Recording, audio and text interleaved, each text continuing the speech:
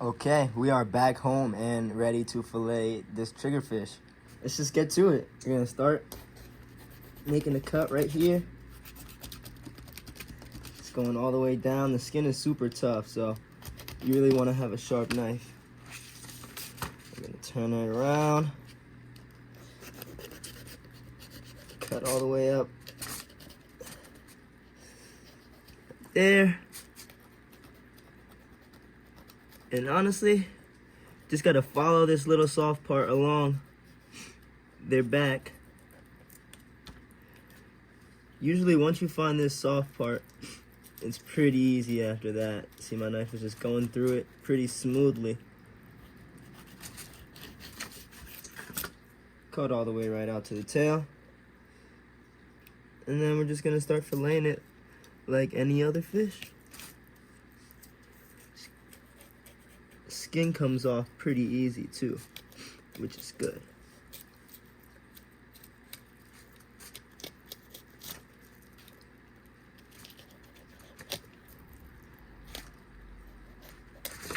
Get into these pin bones right here. They don't have a rib cage, just pin bones, so that's also pretty good for filleting.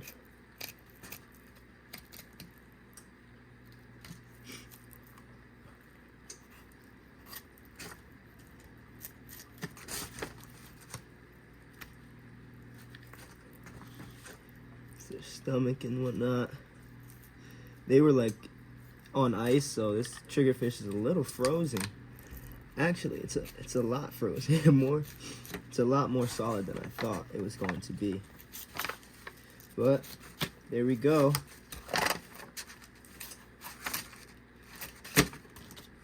Right out to the bottom.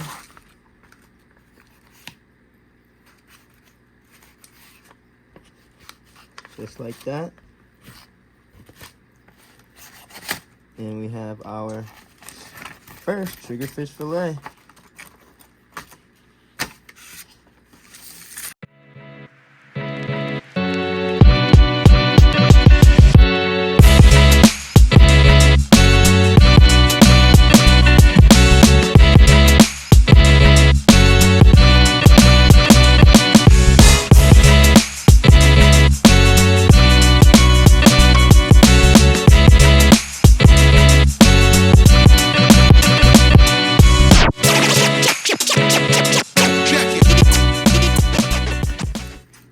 There's a carcass. Pretty good fillet.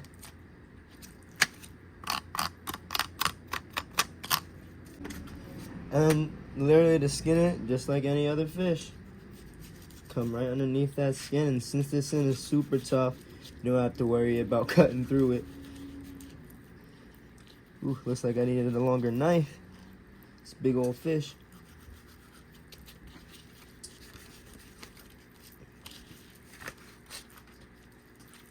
This is a 9-inch blade.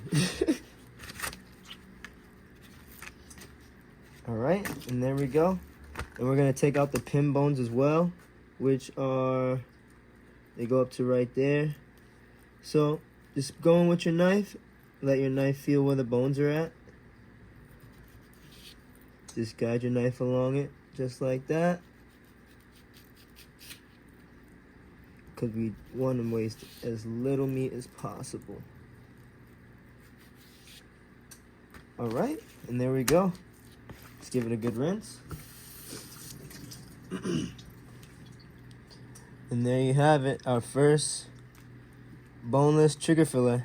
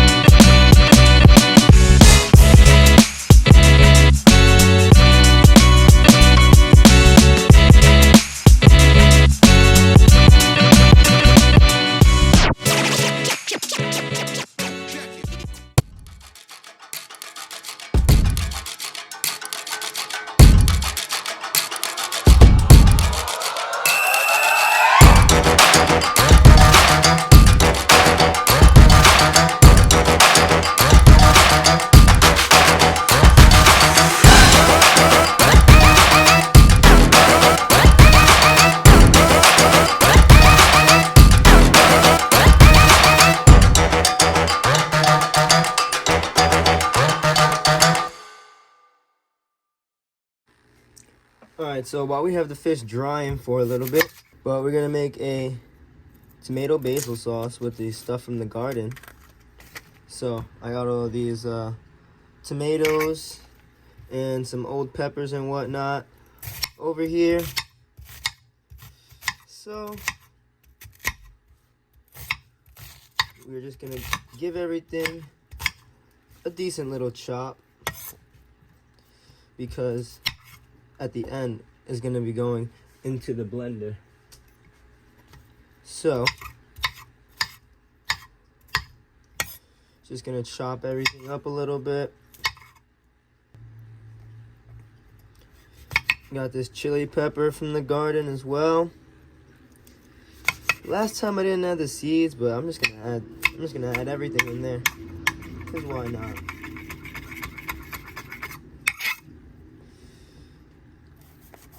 Here's another bell pepper from the garden. This one's really pretty.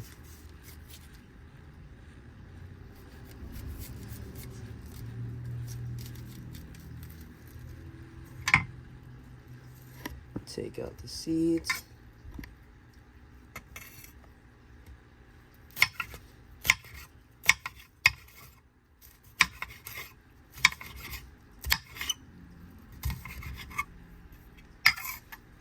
Okay, I've got my pan on high heat, and I sprayed some avocado oil in there, which also has a high heat, so we can go ahead and roast our tomatoes.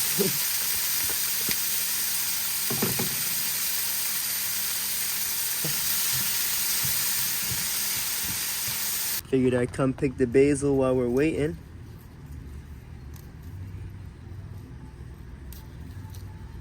Oh no.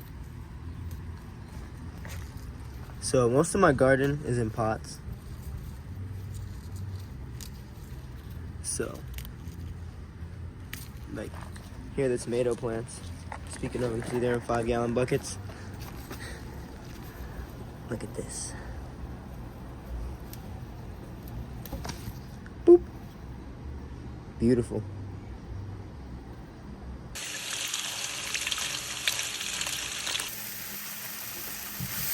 Alright, not ready just yet, but they're cooked now, so for the most part we can start letting it char. You can see how some of it's already coming off on the bottom of the pan, but don't worry, we got a trick to get that out.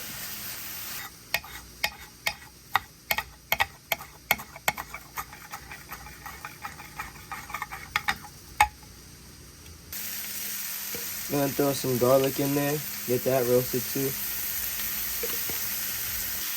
Alright, see now we got this nice dark char in the pan. It's coming up slightly. Now what we're gonna do is we're gonna add a half a stick of butter. Drop that right in there. And let that melt down. And then we're gonna add like a cup of water. I just happen to have a measuring cup right next to me.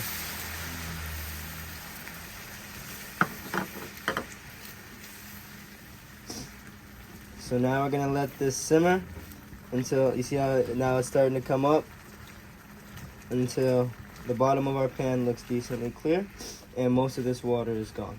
So our butter is melting down. At this point, I'm gonna start to add my seasonings.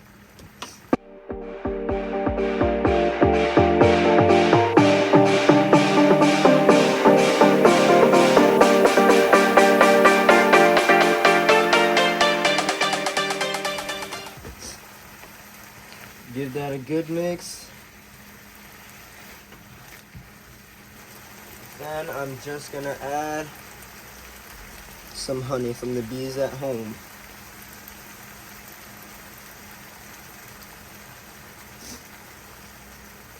So I turn my fire off. I'm gonna let this cool down for a little bit, and then I'm gonna add it to this little thing. It's like my little food processor. You can use a blender though, that works just as good. While that's cooling, we're gonna get started on this fish. So, just gonna start by cutting it right in half. These fish I'm going to fry into little, like, fish sticks, and the other fish I'm going to bake. So, I put some away, and I portioned out the rest of what I'm gonna eat. So it's just going into this breading mix that I already have mixed, like salt, pepper. Honestly, I have no clue what's in here, but you can get any fish fry from the store and put that in there. So I'm just gonna put this in this bag, shake it up real good, and I'm gonna stick it in the freezer. All right, we got our fish in the freezer. So now we're gonna get started on this baked fish.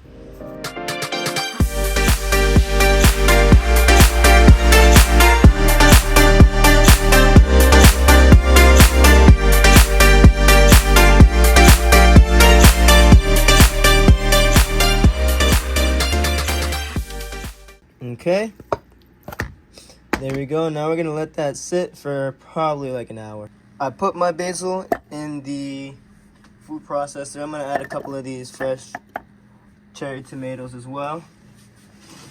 And now we're gonna get our cooked tomatoes from the pot and just add them in.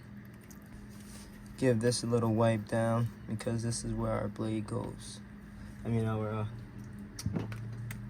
motor goes. Put that on top. Put the motor on. Okay, let's take a look.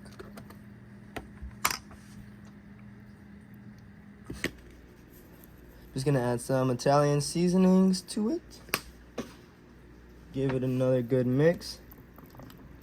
Let's give it another little taste. There we go. Got some potatoes. We're gonna cut these up pretty small, and we're gonna put them at the bottom of our pan. Okay, we sprayed our pan with some oil. Gonna add these potatoes in there, and now we're gonna add our sauce over it. Give a nice little mix in there. We're gonna add our fish on top.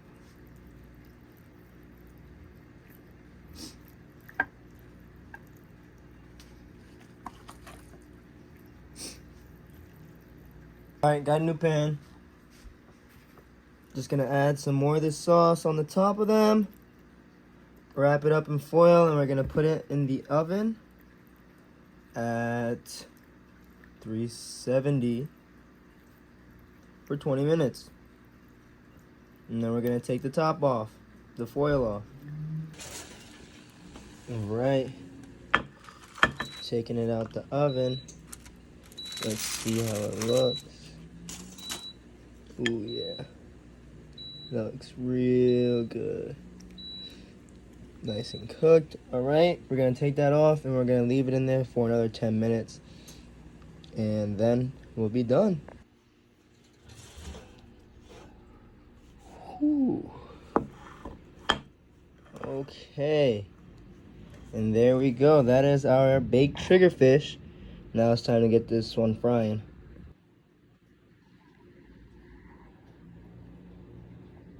Our oil is heated up now. We took our fish out of the breader. You can see it's nicely coated. So now we're just gonna shake them off and drop them in.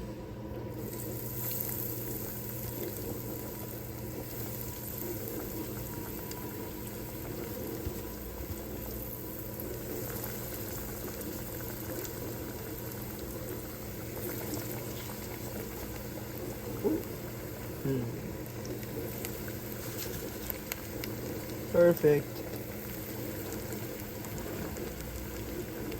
Awesome. And we're gonna let it cook for like 4 or 5 minutes, just till it's nice and golden brown. Just want to move them around a little bit.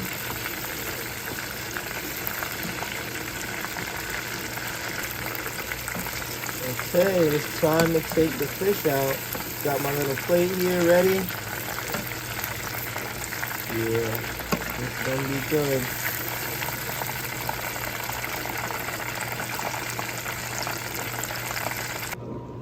There's the fish. Gonna add some lemon over it.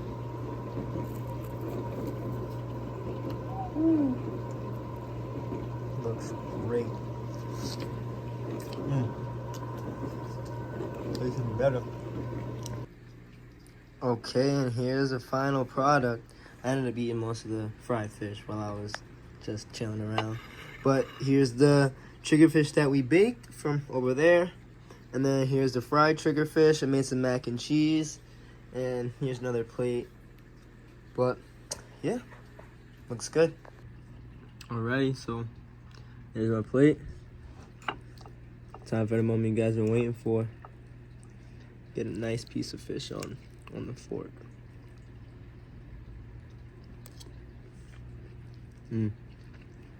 Got some of that potato too. Awesome white meat. Super firm. Super flavorful, not fishy at all though. I almost forgot about the fried fish.